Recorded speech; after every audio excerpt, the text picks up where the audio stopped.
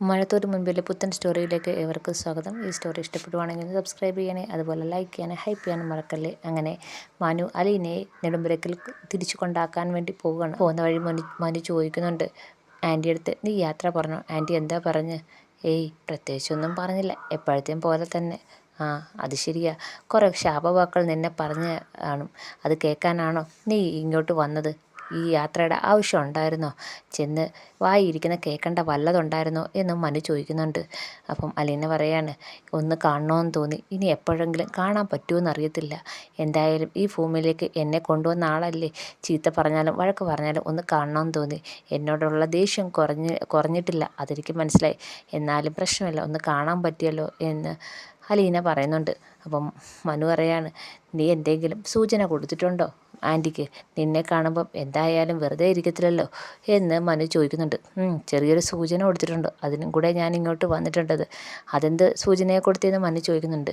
ഞാൻ പറഞ്ഞിട്ടുണ്ട്, 22 വർഷത്തിന് മുമ്പ് ഒരു ജീവിതം ജീവിച്ചായിരുന്നല്ലോ, ആ ജീവിതം മറക്കല്ല, അത് എപ്പോഴും ഓർമ്മ വേണമെന്ന് ഞാൻ മുന്നറിയിപ്പ് കൊടുത്തിട്ടുണ്ട്. അത്രയ്ക്ക് നീ പറഞ്ഞോന്ന് മനു ചോദിക്കുകയാണ്. പിന്നെ പറയാതെ തിരിച്ച് അച്ഛൻ്റെ അടുത്തേക്ക് ചെല്ലുമ്പം കുറച്ച് ധാർഷ്ട്യം കുറച്ചുകൊണ്ട് പോകുന്നതല്ലേ നല്ലത്. അച്ഛൻ്റെ അടുത്ത് ചെന്ന് ഇനിയും ധാർഷ്ട്യം കാണിച്ചാൽ അച്ഛൻ വെറുതെ ഇരിക്കുമോ? അച്ഛൻ തകർത്ത് തരിപ്പണമാകത്തില്ലേ?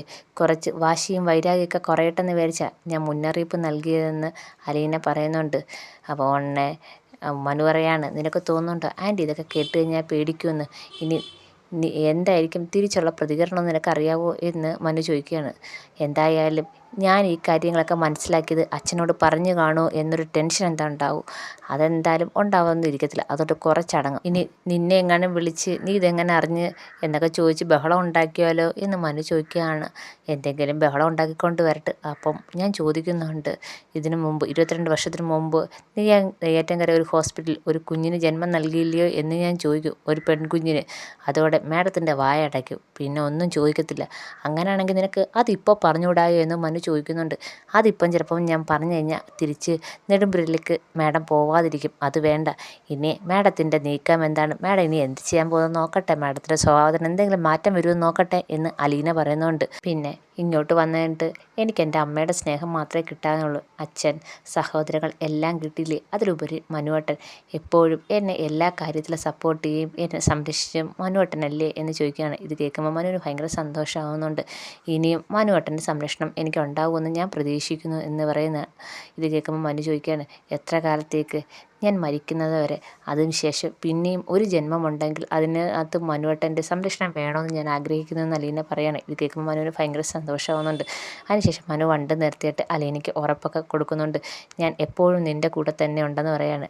ഇപ്പം നീ പോകുന്ന സ്ഥലം എവിടെയാണെന്ന് എനിക്കറിയാം, നീ സുരക്ഷിതമായ സ്ഥലത്തേക്കാണ്, ഈ ഭൂമിയിൽ ഏറ്റവും സുരക്ഷിതമായ ഒരു സ്ഥലത്തേക്കാണ് നീ പോകുന്നത്. അവിടെ നിനക്ക് സന്തോഷം ഉണ്ടാവും, അതെനിക്ക് ഉറപ്പാണ്, എനിക്ക് നന്നായിട്ട് ഉറപ്പുള്ള കാര്യമാണെന്ന് മനു പറയുന്നുണ്ട്. ഇത് കേൾക്കുമ്പോൾ അലീന ചോദിക്കുന്നുണ്ട്, അതൊക്കെ മനുവേട്ടൻ എങ്ങനെ അറിയും? അതൊക്കെ അങ്കിളിനടുത്ത് ചോദിച്ച് ഞാൻ മനസ്സിലാക്കിയെന്ന് മനു മറുപടി കൊടുക്കുന്നുണ്ട്. എന്നിട്ട് എന്നോട് മനുവേട്ടൻ ഒന്നും പറഞ്ഞില്ലല്ലോ, ഞാൻ പറയണ്ടെന്ന് വിചാരിച്ച അങ്കിൾ നിന്നോട് എല്ലാം പറയും, അപ്പോൾ നീ അറിഞ്ഞാൽ മതി എന്ന് പറയുന്നുണ്ട്. ശരി അങ്ങനെ മതി എന്നും പറഞ്ഞിട്ട് അവർ യാത്ര വീണ്ടും തിരിക്കുകയാണ്. അപ്പോൾ മനുവിൻ്റെ അടുത്ത് പറയുന്നുണ്ട്, മനുവേട്ട എന്നോടൊരു പിണക്കവും തോന്നില്ല, ഞാൻ ഇവിടുന്ന് പോയാലും മനുവേട്ടനെ വിളിക്കും, മനുവേട്ടൻ എന്നെയും വിളിക്കണം. അങ്ങനെ മനുവേട്ടൻ വിചാരിക്കുന്ന പോലെ എനിക്ക് മനുവേട്ടനെ മറക്കാനൊന്നും പറ്റത്തില്ല, കുറച്ച് ദൂരേക്ക് പോകുന്നെന്ന് മാത്രമേ ഉള്ളൂ, എപ്പോൾ വേണമെങ്കിലും മനുവേട്ടനെ എന്നെ വന്ന് കാണാലോ, എനിക്കും മനുവേട്ടനെ കാണാലോ എന്നൊക്കെ അലീന പറയുന്നുണ്ട്. അപ്പോൾ മനു പറയുന്നുണ്ട്, ഞാൻ നിന്നെ വിളിക്കാൻ ഒരു പിശുക്കും കാണിക്കത്തില്ല, നീയല്ലേ എന്നെ വിളിക്കാൻ പിശുക്ക് കാണിക്കുന്നത്, ഇവിടുന്ന് പോയാലെങ്കിലും ആ പിശുക്കൊന്ന് മാറ്റണം, എന്നെ ഓർക്കണം എന്നൊക്കെ മനു പറയുന്നുണ്ട്. അങ്ങനെ മനു അലീനയെ നെടുമ്പുരക്കിൽ കൊണ്ടുവന്ന് ഇറക്കുന്നുണ്ട്. അതിനുശേഷം മനു വണ്ടിയിൽ നിന്ന് ഇറങ്ങി വന്നിട്ട് അലീനയുടെ കൈ പിടിച്ചുകൊണ്ട് അകത്തേക്ക് വരികയാണ്. എന്താ മനുവേട്ട ഈ കാണിക്കുന്നതെന്ന് ചോദിക്കുകയാണ്. ഇതൊരു റിഹേഴ്സല്ല, പിന്നെ എപ്പോഴെങ്കിലും ഭാവിയിൽ ഇതുപോലെ നിൻ്റെ കൈയും പിടിച്ച് നമുക്കിവിടെ വരണമെങ്കിലോ എന്ന് മനു അലീനയോട് ചോദിക്കുകയാണ്. ഇത് കേൾക്കുമ്പോൾ അലീനയ്ക്ക് ഭയങ്കര സന്തോഷത്തോടെ ചിരിക്കുന്നുണ്ട്. അങ്ങനെ നെടുമ്പുരക്കിൽ വന്ന് ബാലചന്ദ്രനെ കാണുന്നുണ്ട്. ആഹാ, നീ ഇങ്ങ് പോരുന്നോ? ആ, അവിടെ എല്ലായിടത്തും യാത്ര പറയാൻ അലീന വന്നത്, അപ്പം ഞാൻ ഇനി കൊണ്ടാക്കാമെന്ന് വിചാരിച്ച്, ഇനിയും വണ്ടിയിലൊക്കെ കയറി കഷ്ടപ്പെടണ്ടെന്ന് വിചാരിച്ച് ഞാനിങ്ങ് കൊണ്ടാക്കിയതാണെന്ന് മനു ബാലചന്ദ്രൻ്റെ അടുത്ത് പറയുന്നുണ്ട്. അപ്പം ബാലചന്ദ്രൻ അലീൻ്റെ അടുത്ത് ചോദിക്കുന്നുണ്ട്, മോളെ എല്ലായിടത്തും യാത്ര പറഞ്ഞോ? ശരണ്യടുത്തും കൊല്ലപ്പള്ളിയിലും എല്ലായിടത്തും യാത്ര പറഞ്ഞോ എന്ന് ചോദിക്കുകയാണ്. അതെ, യാത്ര പറഞ്ഞു വെച്ചാൽ എല്ലാവരോടും യാത്ര പറഞ്ഞ് എല്ലാവരുടെയും അനുഗ്രഹം വാങ്ങിച്ച്, നിൻ്റെ മാഡത്തിൻ്റെ അനുഗ്രഹം നീ വാങ്ങിച്ചോ എന്ന് ബാലചന്ദ്രൻ ചോദിക്കുകയാണ്. അലീന ഒന്നും മിണ്ടാതെ കുനിഞ്ഞിരിക്കുകയാണ്. അപ്പം ബാലചന്ദ്രൻ പറയുന്നുണ്ട്, നിന്റെ മാഡത്തിൻ്റെ എന്തായാലും നിനക്ക് അനുഗ്രഹം കിട്ടിക്കാണും, നീ നശിക്കാനുള്ള അനുഗ്രഹം എന്ന് പറയാണ്. ഇത് കേൾക്കുമ്പോൾ അലീന പറയാണ്, അങ്ങനൊന്നുമില്ല. പിന്നെ മാഡം എന്തോ പറഞ്ഞെന്ന് ചോദിക്കുകയാണ്. ഒന്നും പറഞ്ഞില്ല, ഒന്നും മിണ്ടിയില്ലെന്ന് പറയുകയാണ്. അത് ഞാനങ്ങ് വിശ്വസിച്ചു എന്ന് ബാലചന്ദ്രൻ പറയുന്നുണ്ട്. അപ്പോഴത്തേക്ക് അലീന ചായ ഇടാമെന്നും പറഞ്ഞ് കയറിപ്പോവാണ്. ഈ സമയത്ത് മനു ബാലചന്ദ്രൻ്റെ ഒന്ന് ചോദിക്കുന്നുണ്ട്, അങ്കിളെ നാളെ തന്നെ അലീനെ കൊണ്ടാക്കുവാണോ? അപ്പം ബാലചന്ദ്രൻ പറയുന്നുണ്ട്, അതെ, നാളെ തന്നെ കൊണ്ടാക്കണം. അവിടുന്ന് വിളിച്ചിട്ടുണ്ട് അലീനയുടെ അച്ഛൻ. നാളെ തന്നെ കൊണ്ടാക്കാമെന്നാണ് പറഞ്ഞത്, ഇങ്ങോട്ട് വരത്തില്ല, ഞാൻ അങ്ങോട്ട് കൊണ്ടാക്കാമെന്നാണ് പറഞ്ഞത്. ഇങ്ങോട്ട് വന്നാൽ പിന്നെ ആരാ എന്തുവെന്നൊക്കെ എല്ലാവരും ചോദിക്കും, അതിനൊക്കെ പറയാൻ നിൽക്കണം. അതുകൊണ്ട് ഞാൻ തന്നെ അങ്ങോട്ട് കൊണ്ടാക്കാമെന്ന് വിചാരിച്ച്.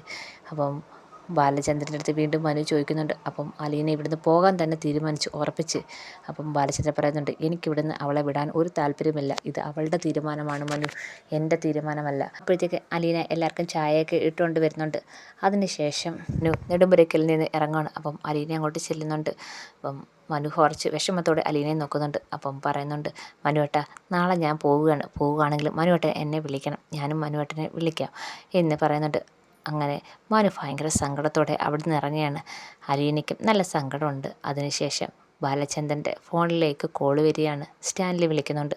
സ്റ്റാൻലി വിളിച്ചിട്ട് ചോദിക്കുന്നുണ്ട്, ബാലചന്ദ്രൻ താങ്കൾ എപ്പോഴാണ് ഇങ്ങോട്ട് അലീനയും കൊണ്ട് വരുന്നത്? അതോ അലീനയായിട്ട് നിങ്ങൾക്ക് വരുന്നത് ബുദ്ധിമുട്ടാണെങ്കിൽ ഞാൻ അങ്ങോട്ട് വന്നോളാം, ഞാൻ അവിടെ വന്ന് അലീനയെ കൂട്ടിക്കൊണ്ട് പോന്നോളാം എന്ന് സ്റ്റാൻലി പറയുന്നുണ്ട്. ഇത് കേൾക്കുമ്പോൾ ബാലചന്ദ്രൻ പറയാണ്, നിങ്ങൾ ഇങ്ങോട്ട് വരേണ്ട കാര്യമില്ല, നിങ്ങൾ ഇങ്ങോട്ട് വന്ന് ഇവിടെ ഉള്ളവരടുത്ത് നിങ്ങളെ പരിചയപ്പെടുത്താൻ എനിക്കൊരു താല്പര്യമില്ല, ഞാൻ അലീനയെ അവിടെ കൊണ്ടുവന്നോളാം, നാളെ തന്നെ ഞങ്ങൾ വരും എന്ന് ബാലചന്ദ്രൻ പറയുന്നുണ്ട്. ഓക്കെ ബാലചന്ദ്ര, നാളെ തന്നെ എത്തുക എന്ന് പറയാണ്. അന്നേരം വീണ്ടും ബാലചന്ദ്രൻ ഓർമ്മിപ്പിക്കുകയാണ്, നിങ്ങൾക്ക് അലീനയെ അങ്ങോട്ട് ഞാൻ കൂട്ടിക്കൊണ്ടുവരുന്നതിൽ എന്തെങ്കിലും ബുദ്ധിമുട്ടുണ്ടെങ്കിൽ ഇനി ആയാലും പറയാം എന്ന് ബാലചന്ദ്രൻ ഓർമ്മിപ്പിക്കുന്നുണ്ട്. അത് കേൾക്കുമ്പോൾ സ്റ്റാൻലി പറയാണ്, എൻ്റെ തീരുമാനത്തിന് ഒരു മാറ്റമില്ല, ഞാൻ പറഞ്ഞിട്ടുണ്ടല്ലോ ബാലചന്ദ്ര, എൻ്റെ തീരുമാനം ഒരിക്കലെടുത്ത തീരുമാനം ഞാൻ മാറ്റത്തില്ല. ശരി, എന്നെങ്കിൽ നാളെ അലീനയും കൂട്ടി ഞാൻ എത്താമെന്ന് ബാലചന്ദ്രൻ പറയുന്നുണ്ട്. അങ്ങനെ ബാലചന്ദ്രൻ ഫോൺ വെച്ചതിന് ശേഷം ഭയങ്കര വിഷമത്തോടെ ഇരിക്കുകയാണ്. അപ്പോഴാണ് അലീന വന്ന് ഫുഡ് കഴിക്കാൻ വന്ന് വിളിക്കുന്നത്. അങ്ങനെ ബാലചന്ദ്രൻ ഫുഡ് കഴിക്കാൻ വരുമ്പം അലീന ഫുഡൊക്കെ വിളമ്പി കൊടുക്കുമ്പോൾ അതുപോലെ തന്നെ ബബിതയെ അവിടെ നിൽപ്പുണ്ട്. ബബിതയ്ക്ക് നല്ല വിഷമമുണ്ട് അലീന പോകുന്നതിൽ. അപ്പം ബാലചന്ദ്രൻ പറയുന്നുണ്ട്, മോളെ നാളെ നീ പോകാൻ റെഡിയല്ലേ?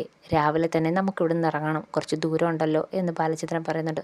നാളെ തന്നെ ഇറങ്ങാം എന്ന് പറയാണ്. അപ്പം ബബിത ചോദിക്കുന്നുണ്ട്, അച്ഛനെന്താ ചേച്ചി ഇവിടുന്ന് കൊണ്ടുപോകണമെന്ന് ഇത്ര ധൃതി?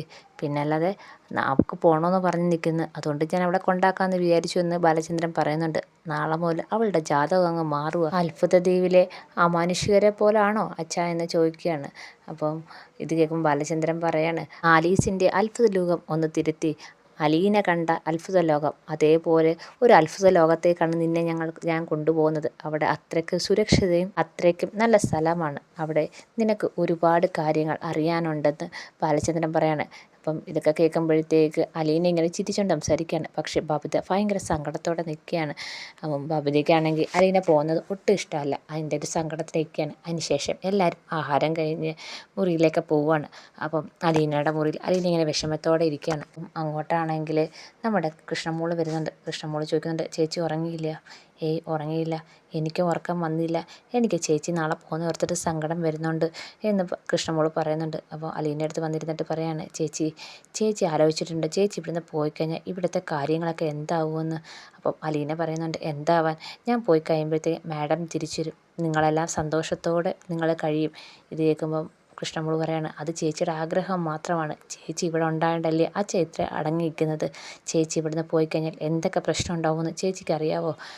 അമ്മ ഇങ്ങോട്ട് തിരിച്ചു വന്നാലും പല പ്രശ്നങ്ങളും ഉണ്ടാവുമെന്ന് പറയാണ്. ഇത് കേൾക്കുമ്പം അലീന പറയാണ്, അതൊക്കെ മോടെ തോന്നല, അതൊക്കെ മാറും, എല്ലാം പഴയതുപോലെ ആവും, ഞാനാണ് മോളെ ഇവിടുത്തെ പ്രശ്നം, ഞാൻ പോകുമ്പോഴത്തേക്ക് പ്രശ്നമെല്ലാം മാറും, അതൊക്കെ ചേച്ചിയുടെ ആഗ്രഹം മാത്രമാണ്, പക്ഷെ നടക്കുന്ന മറ്റൊന്നായിരിക്കും എന്ന് കൃഷ്ണമോള് ഭയങ്കര സങ്കടത്തോടെ അലീനയുടെ തോളിൽ ചാഞ്ഞുകൊണ്ട് ഭയങ്കര സങ്കടത്തോടെ പറയുന്നുണ്ട്. അപ്പം കൃഷ്ണൻ ഇങ്ങനെയൊക്കെ പറയുമ്പം അലീനയ്ക്ക് നല്ല സങ്കടം വരുന്നുണ്ട്. അലീന പറയുന്നുണ്ട്, ഞാൻ പോയേ പറ്റത്തോളം മോളെ, ഇതിനൊരു പരിഹാരം, ഞാൻ പോവുക, അത് മാത്രമേ ഉള്ളൂ പരിഹാരം എന്ന് പറയാണ്. അപ്പോൾ കൃഷ്ണമുഖതൊക്കെ കേൾക്കുമ്പോൾ ഭയങ്കര സങ്കടം വരുന്നുണ്ട്. അങ്ങനെ അലീന ഒരു രാജകുമാരിയെ പോലെ അവിടുന്ന് ഇറങ്ങാൻ പോവുകയാണ്. സ്റ്റാൻലിയുടെ അടുത്തേക്ക്, സ്വന്തം അച്ഛൻ്റെ അടുത്തേക്ക് ബാലചന്ദ്രൻ ഒരു രാജകുമാരിയെ പോലെ അലീനയെ കൊണ്ടുപോവുകയാണ്.